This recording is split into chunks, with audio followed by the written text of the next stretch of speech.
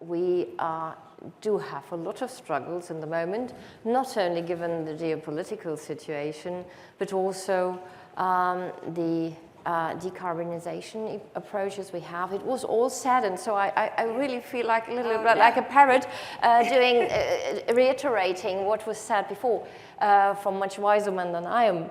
But I think it's the whole situation which we see that shipping, which has always been a global business, is made a little bit of it is politicized, and this is one of the problems we have. We only want to trade with our vessels. We have acknowledged as ship owners, as shipping industry, not only as a EU shipping industry, but also the global shipping industry has applied that we will become trading our vessels climate neutral by 2050. Right. And this is something which has now to be put into the whole equation, with given the geopolitical situation. You mentioned it, the rerouting, which means more costs and more emissions. So how to put this all in line, in a balance, it is very difficult. And what we do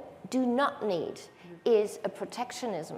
We have to see that shipping is a global industry and that we need global rules, that we don't have to concentrate and we don't have to deal with regional rules. Yeah. And that is what is destructive for us, and also for the consumers. Indeed. I found it very interesting, though, the remarks earlier, because I think one of the biggest trends in terms of fragmentation, at least from EU global perspective, is the climate, the climate framework, let's say, the regulatory framework. And it was very interesting to hear him say that it is going to be reviewed to ensure that it can align with a global strategy. So I think that was quite good news for everybody.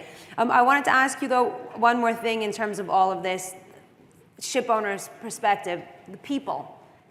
How are we balancing the safety of people?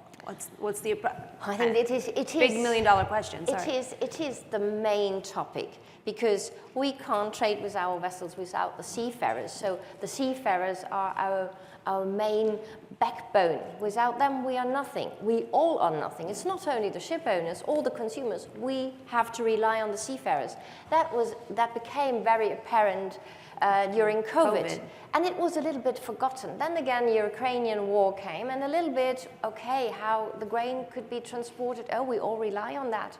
So again, shipping was in the middle of the interest. But it's again forgotten that it is the seafarers who do the job and who have to be on these vessels right now. We have alone 3 vessels, my company, which are stuck in the Persian Gulf. We are in contact with them. We have enough bunker and provisions on board. But Mr. Trump wants to secure them. We need the Navy forces to protect them, to get out of there.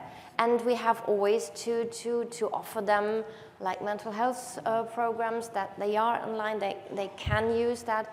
But Dimitri Fafayos said it's the rough sea which makes the good sailor. And but I think, in my view, it's a little bit too rough nowadays. And I think we would all be relieved if this war is only an episode.